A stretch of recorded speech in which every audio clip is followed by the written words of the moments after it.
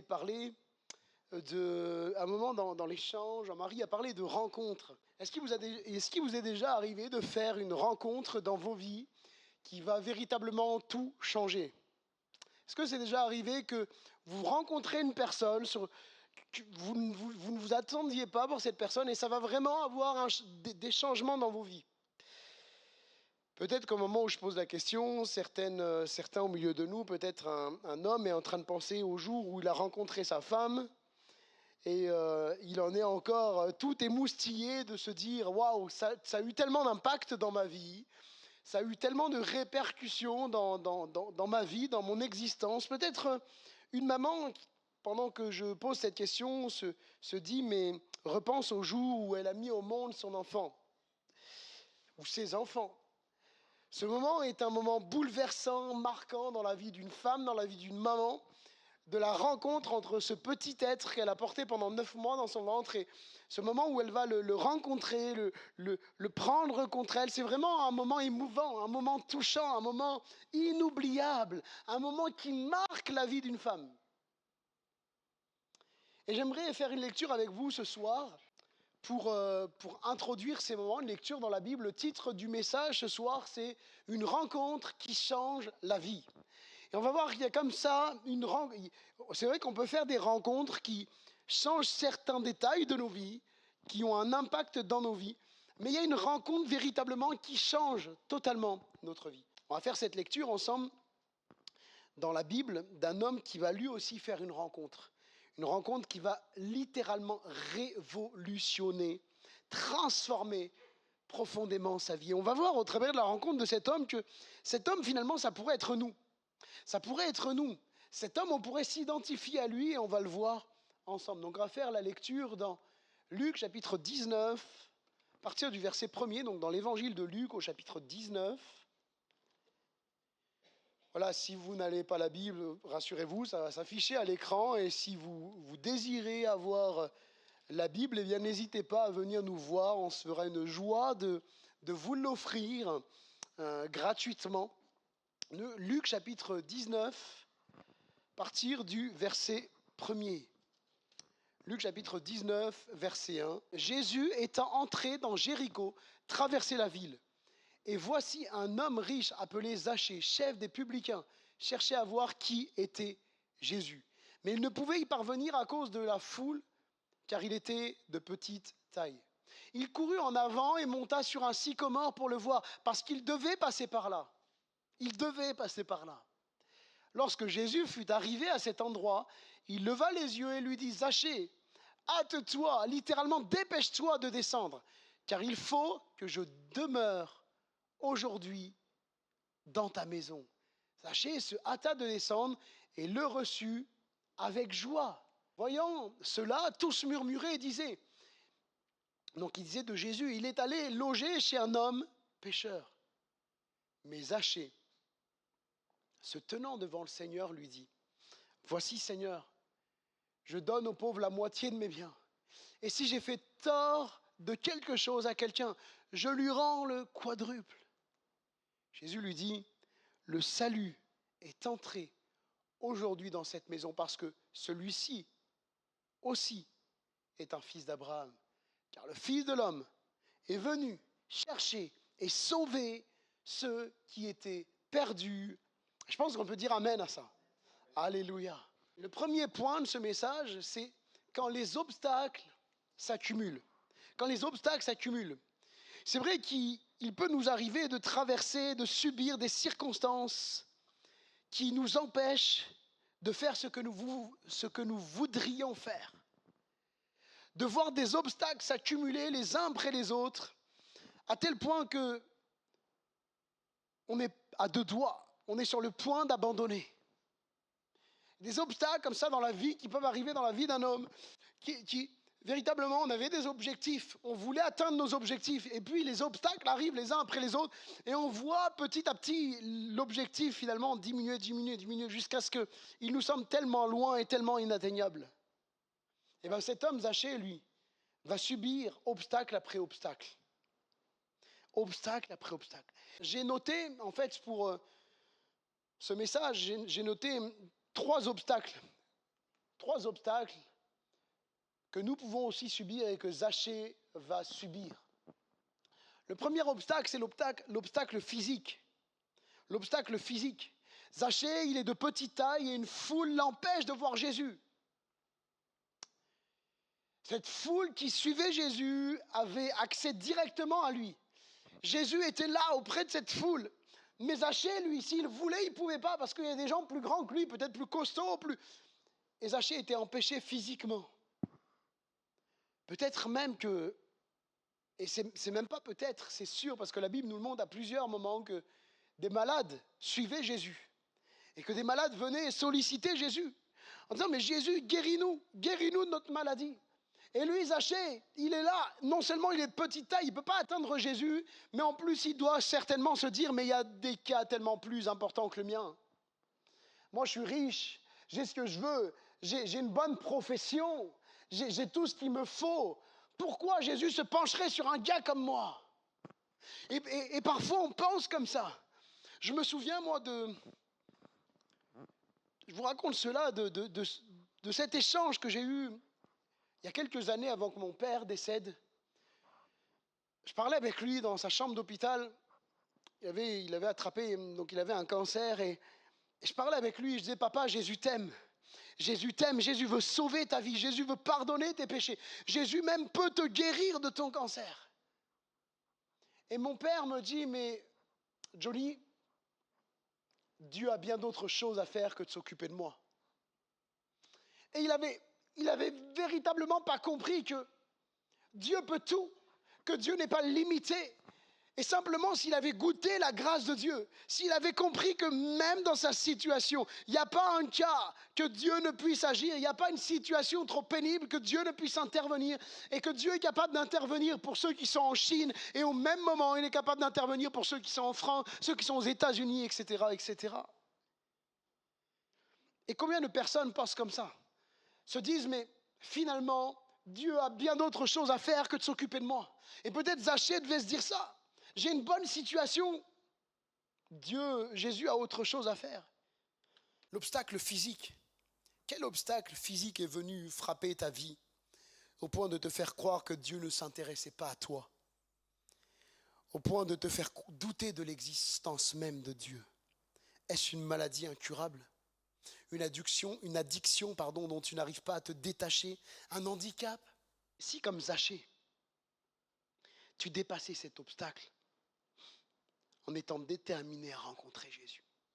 On voit dans la lecture qu'on a faite, on voit un homme déterminé. Il est, comme disent les jeunes, il est déter. Il veut voir Jésus. Il est déterminé. Il faut qu'il voie Jésus. Il y a quelque chose dans son cœur qui l'attire vers Jésus. Donc l'obstacle physique. L'obstacle sociétal. Je n'ai pas trouvé d'autres mots, ce n'est pas grave. L'obstacle sociétal. On est dans des environnements. On évolue dans une société qui a des codes. Nos sociétés ont des codes. Et les codes ont évolué au fur et à mesure des siècles. Et Zachée, lui, il est chef des publicains. Je ne sais pas si vous arrivez un peu à situer ce que ça veut dire. Ça veut dire qu'il est responsable. Il est responsable. Il n'est pas juste collecteur d'impôts. Il est responsable des collecteurs d'impôts pour l'Empire romain. Il est très certainement, vu son prénom, il est très certainement juif, donc hébreu, mais il est employé par l'Empire romain. Il est responsable de ceux qui collectent l'impôt pour l'occupant romain. Les collecteurs d'impôts étaient considérés comme des traîtres pour les Hébreux. Des traîtres à la solde de l'occupant romain. Et d'ailleurs, Jésus sera critiqué lui-même en ces termes. Nous l'avons lu, il est allé manger chez un homme pécheur. Zachée n'était pas simplement un collecteur d'impôts, déjà qu'ils étaient mal vus, mais le chef, certainement peut-être même de cette région administrative autour de Jéricho. Le texte ne nous le dit pas, mais en tout cas, il avait plusieurs collecteurs d'impôts qu'il dirigeait. Zachée n'était donc pas quelqu'un avec qui on voulait passer du temps. Pas quelqu'un dont on aurait eu envie d'aller manger chez lui ou avec lui. On n'avait pas envie de passer du temps avec cet homme-là. Parce qu'il était un peu mis au rang. Peut-être même les gens le critiquaient en disant mais regarde, il s'est fait, parce que c'est marqué qu'il était riche, hein, il s'est fait sa richesse sur le dos des pauvres, il s'est fait sa richesse grâce à l'Empire romain, et puis toutes sortes de critiques devaient avoir lieu sur Zachée. Et pourtant Jésus lui voulait rencontrer cet homme. Il voulait manger avec lui. Il voulait manger chez lui. Et si comme Zachée, peut-être tu as été rejeté par des gens de ta famille, peut-être rejeté par ton environnement, peut-être rejeté dans ton travail, Jésus, lui, ne te rejette pas. Jésus n'est pas comme le reste des hommes. Jésus t'accueille et Jésus t'aime.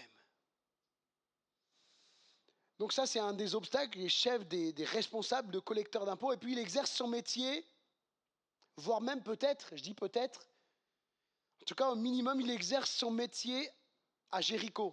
Et je dis peut-être même qu'il habite à Jéricho, parce que c'était souvent le cas au final. On travaillait, on habitait souvent dans la même ville. Et cette ville était réputée comme la ville des mauvais plaisirs, la ville des plaisirs, mais dans le sens mauvais du terme. Elle était considérée comme une ville de péché, une ville qui a été maudite par Josué, l'homme de Dieu. Vous trouvez ça dans Josué chapitre 6, verset 26. Josué va maudire la ville de Jéricho. Ce n'était donc pas une ville fréquentable. Elle avait une mauvaise réputation auprès des croyants juifs.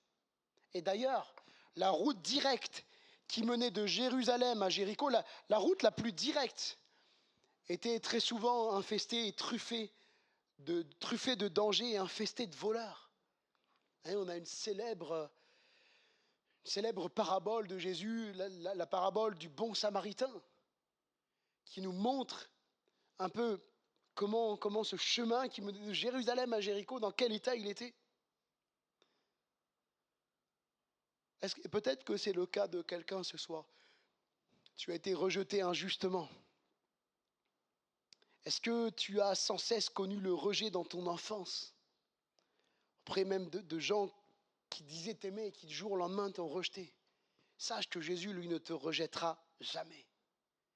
Jésus dit, je ne mettrai pas dehors celui qui vient à moi. Parce que personne ne peut venir à moi si Dieu ne l'attire, si le Père ne l'attire. Et je ne mettrai pas dehors celui qui vient à moi. Et peut-être qu'on t'a mis dehors, on t'a rejeté comme Zachée. On n'a pas pris cas, on n'a pas pris égard à toi. Sache que Jésus, lui, il prend cas de toi. Il s'intéresse à toi parce qu'il t'aime. Il t'aime profondément. Et puis il y a un obstacle, l'obstacle spirituel. Zachée était riche et Jésus va dire à juste titre, un chapitre avant, dans Luc chapitre 18, verset 24, Jésus va dire qu'il est difficile à ceux qui ont des richesses d'entrer dans le royaume de Dieu. Ça veut dire quoi? Est-ce que ça veut dire que Dieu ferait du favoritisme avec les pauvres et puis les riches seraient un peu les... Non, c'est pas ça que ça veut dire. Ça veut dire que l'être humain, plus il est riche, plus il en veut. Plus il est riche, plus il s'attache à ses richesses. Et le danger, et ce que Jésus soulignait, ce n'était pas le fait d'être riche, mais l'attachement aux richesses. Parce que Jésus avait des femmes qui le suivaient. Et quand je dis il avait des femmes, il n'était pas marié, hein, mais il y avait des femmes qui le suivaient et qui avaient des richesses et qui faisaient part de leurs biens pour contribuer au bien de Jésus, qu'il puisse manger, etc. Parce qu'il avait un ministère itinérant. Il ne travaillait pas pendant ces 3 ans et demi de ministère public. Donc ce n'est pas le fait de la richesse, mais c'est l'attachement matérialiste aux richesses qui fait qu'on est tellement attaché, on est tellement relié à la terre et au matériel qu'on en oublie de chercher Dieu. C'est pour ça que Jésus dit que c'est difficile.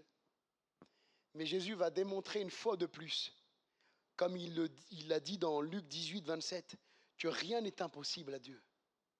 Quand les gens vont dire, mais alors, qui peut être sauvé?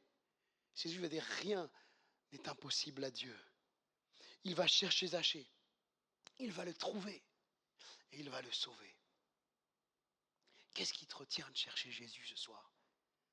Peut-être que tu te dis, j'ai ma religion. J'ai ma religion qui est aussi la religion de mes parents et la religion de mes grands-parents, etc.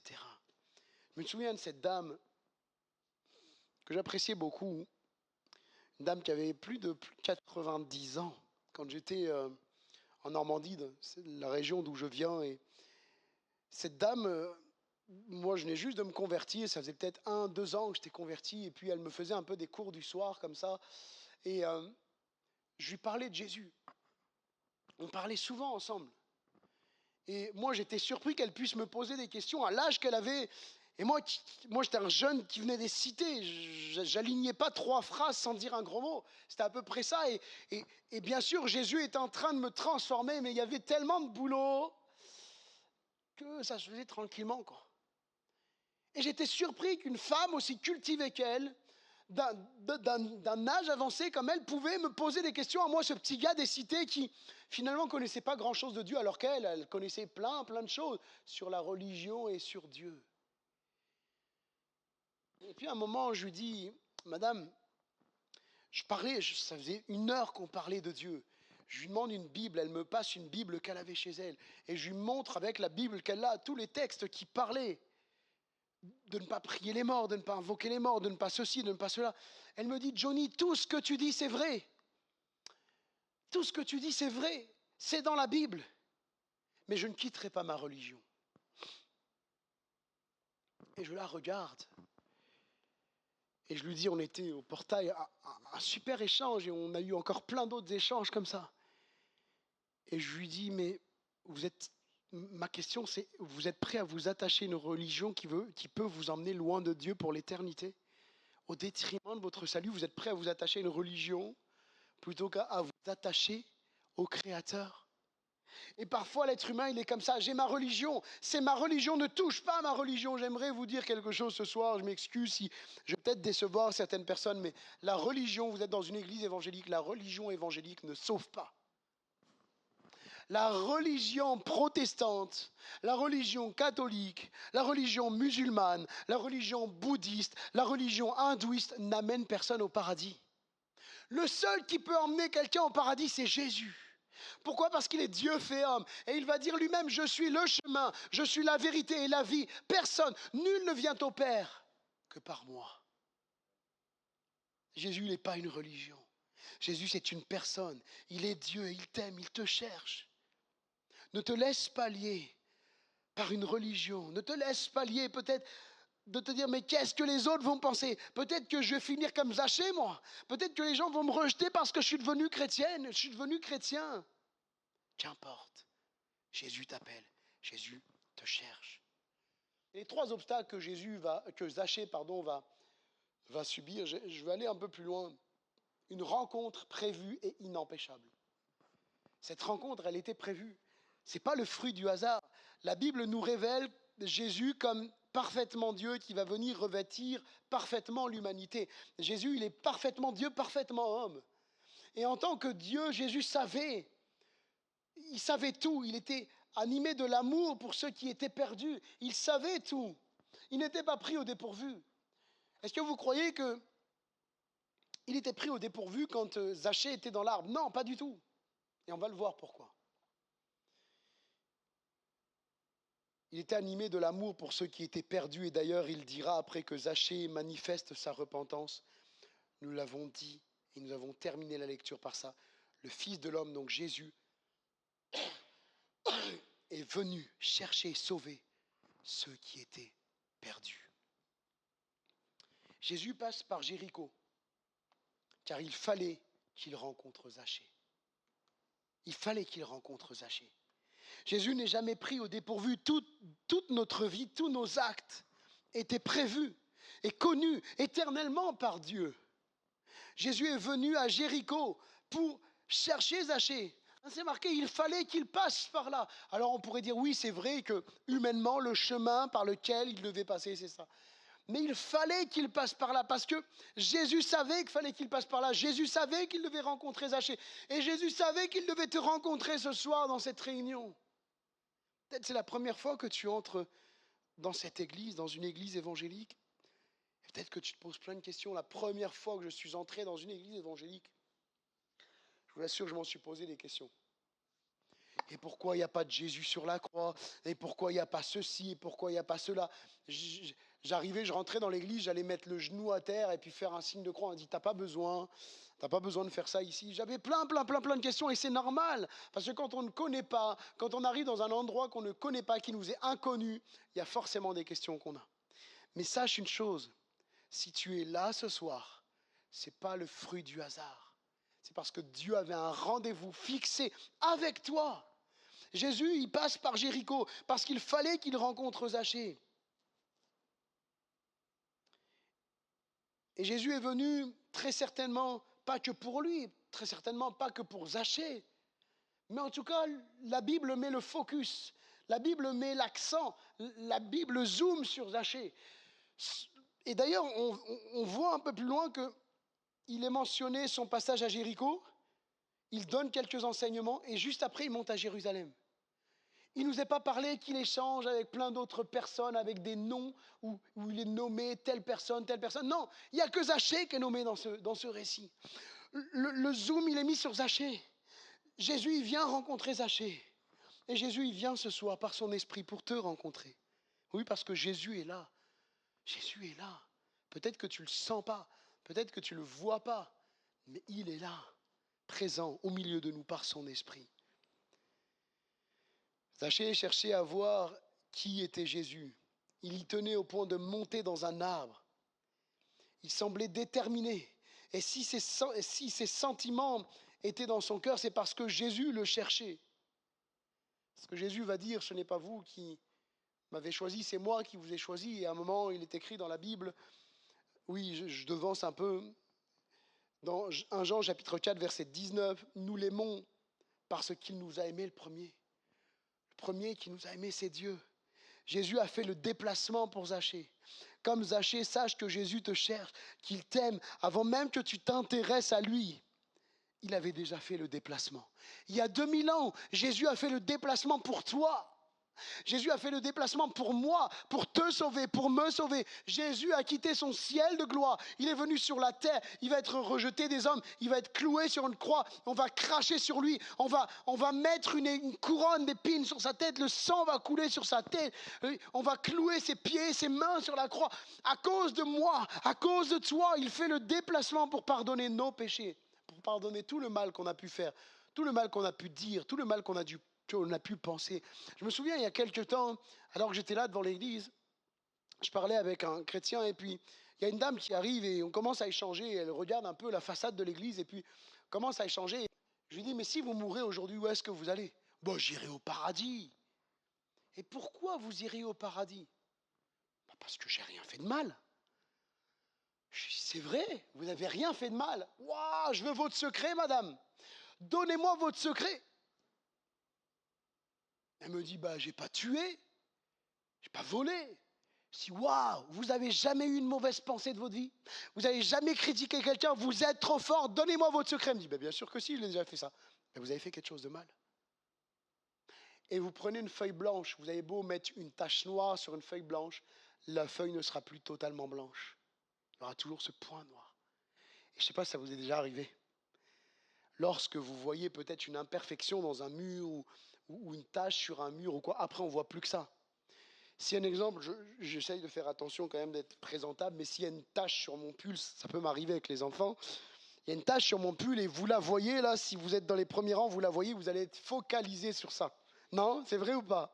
En tout cas, moi je suis comme ça. Si j'écoute quelqu'un et que la personne, je sais pas, il y a un truc qui va pas, si on ne se fait pas violence, on va focaliser là-dessus. Ben, de la même façon, le péché qui est dans nos vies, juste une mauvaise pensée, juste quelque chose qu'on a écouté qui n'est pas à la gloire de Dieu, bien juste ça nous contamine tout entier. Et en fait, la Bible dit qu'on est né tout entier dans le péché. Il n'y a pas besoin d'apprendre à un enfant à mentir pour qu'il mente, n'est-ce pas?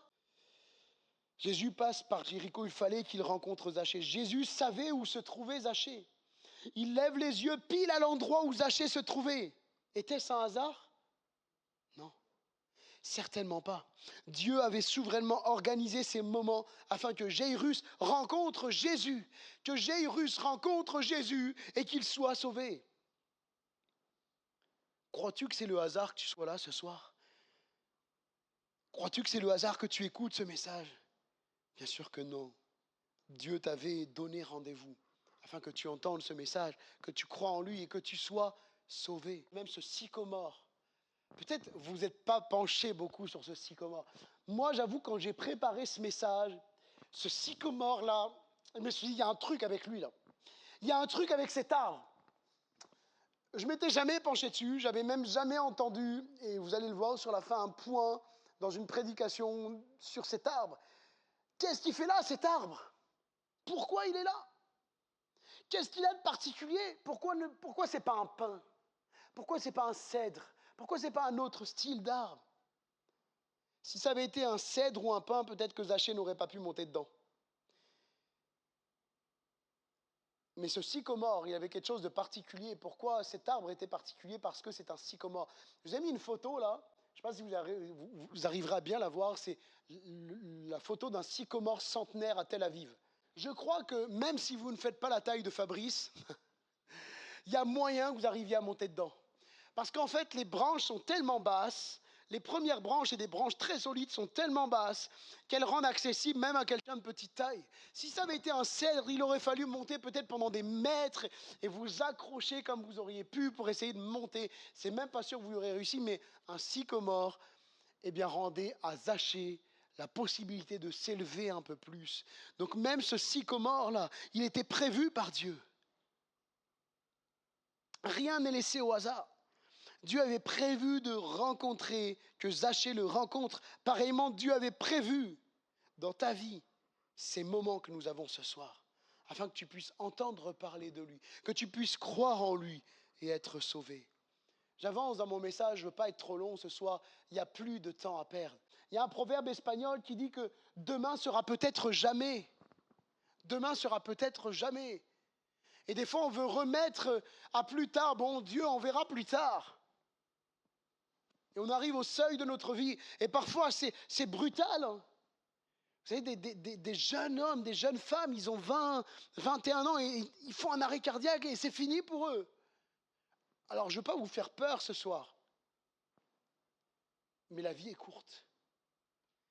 Et Jésus va dire à Zachée, dépêche-toi de descendre. Parce qu'il faut que je demeure aujourd'hui dans ta maison. Jésus donne une parole pressante. Cette parole de Christ résonne encore aujourd'hui pour toi, mon ami.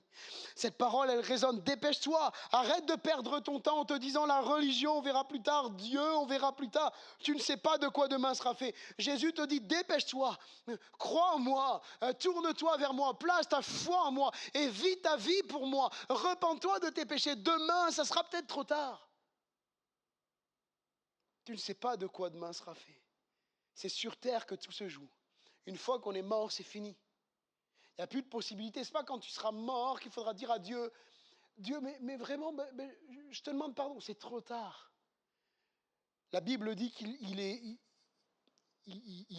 convenu que les hommes meurent une fois, puis après quoi vient le jugement. Jésus désire aujourd'hui te sauver. Et cet appel ardent, cet appel qui n'attend pas, il est pour toi ce soir. Dépêche-toi de descendre parce que Jésus te dit, je veux demeurer aujourd'hui dans ta vie. Je veux vivre avec toi. Par mon esprit, je veux vivre en toi. Puis une rencontre qui change la vie. Une rencontre qui change la vie. Zachée va voir sa vie être transformée, touché par l'amour de Christ pour lui. Il va se repentir et il va le démontrer par ses actes. Nous l'avons lu. Il va dire, mais si j'ai fait tort à quelqu'un, mais je veux réparer mes torts. Et vous voyez, finalement, la repentance, c'est ça. La repentance, ce n'est pas du regret. Judas va regretter son acte. Judas va trahir Jésus. Il va regretter. Et vous savez ce que Judas va faire? Il va aller se tuer. Il va aller mettre fin à ses jours. Il va se suicider. Voilà à quoi nous amène le regret. Et je ne veux pas qu'une personne sorte de ce lieu en se disant j'ai eu du regret pour telle et telle chose dans ma vie. Non, non, non, non, non, non. C'est pas à ça que Dieu nous appelle. Le regret ne sauve personne. La repentance est salutaire.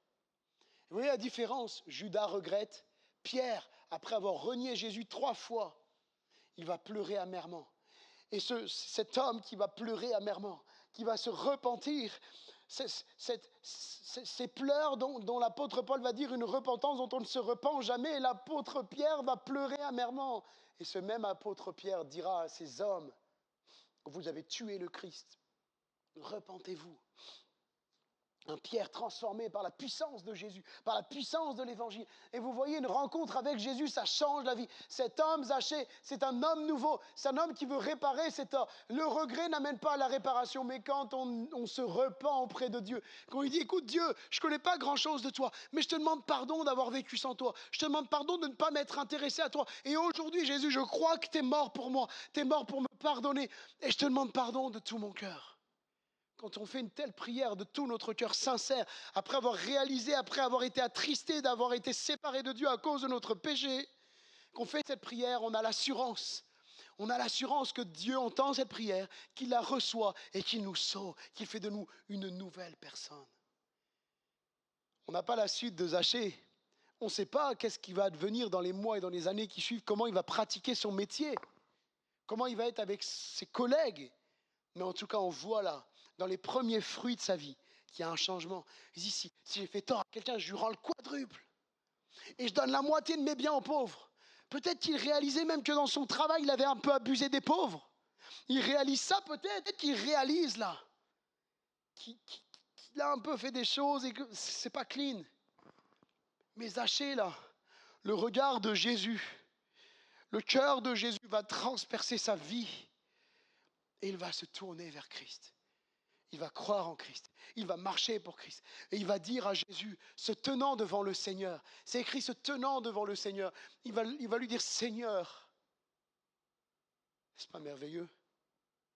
Une vie transformée par Jésus, ça change la vie. Ça change la vie. Je termine par ce point. Un arbre planté pour que Zachée rencontre Jésus, et c'est ma conclusion. Un arbre planté pour que Zachée rencontre Jésus, une croix dressée pour que tu rencontres Dieu, une croix dressée pour que tu sois pardonné. De la même façon qu'il y a eu un arbre qui a été planté et que cet arbre qui a été planté va faciliter la rencontre entre Zachée et Jésus. Oui, entre Zachée et Jésus. Tout à l'heure, je crois que j'ai dû dire Jairus, non? Bon, c'est là maintenant que je m'en aperçois. Vous me pardonnez, je pense que vous arrivez à resituer l'histoire, il n'y a pas de souci.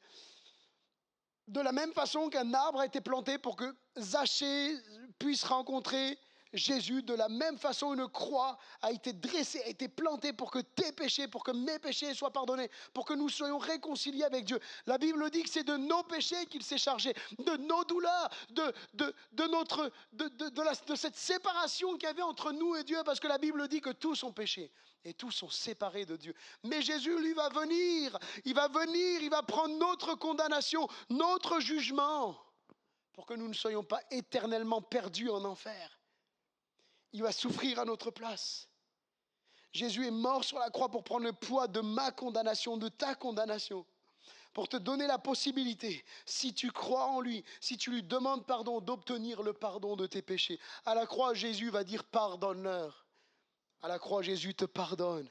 Quand tu réalises que la croix a été dressée pour toi, pour te pardonner, et que tu demandes sincèrement pardon, que tu places ta foi en lui, que tu dis maintenant Jésus, je crois en toi, et tous les jours je vais te parler, tous les jours je vais ouvrir la Bible pour que tu me parles, parce que la Bible c'est la parole de Dieu, elle est toute inspirée de Dieu, et que tu dis maintenant ma vie elle est pour toi Jésus.